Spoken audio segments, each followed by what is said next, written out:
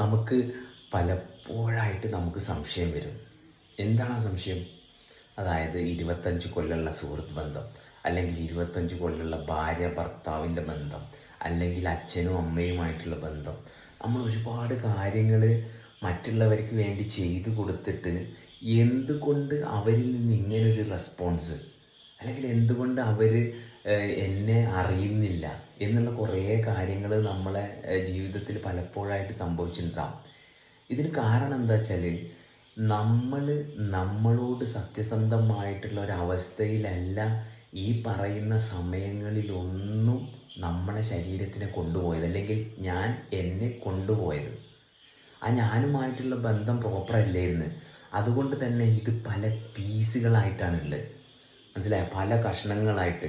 അപ്പം നമ്മൾ ഇവരുമായിട്ട് ഇൻട്രാക്ട് ചെയ്ത ഈ സന്ദർഭങ്ങളിലൊന്നും നമ്മൾ ശ്രദ്ധിച്ചിട്ടില്ല, അല്ലെങ്കിൽ ഇതെങ്ങനെയാണ് പ്രവർത്തിക്കുന്നത് എന്നുള്ള ആ സത്യസന്ധമായ അവസ്ഥ ഡിറ്റക്റ്റ് ചെയ്യാതെ നമ്മളൊരാളോട് പെരുമാറുമ്പം നമ്മൾ പോലും നമ്മളറിയാതെയാണ് പെരുമാറുന്നത്. പിന്നെ അയാൾക്ക് എങ്ങനെയാണ് നമ്മൾ ചെയ്തൊരു പ്രവൃത്തി അറിയാൻ പറ്റുക, അല്ലെങ്കിൽ ആ പ്രവൃത്തിയിലൂടെ നമ്മളെ തിരിച്ചറിയാൻ പറ്റുക?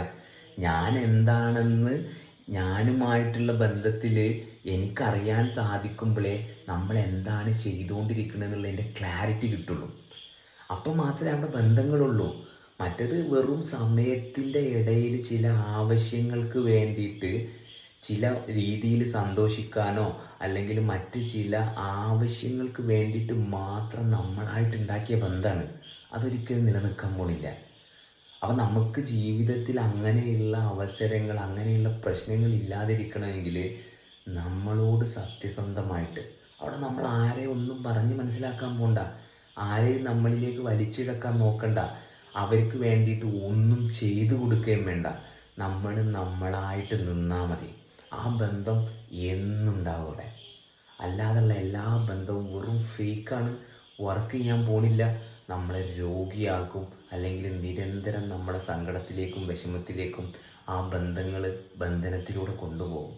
So never, always be sincere to yourself. That's it.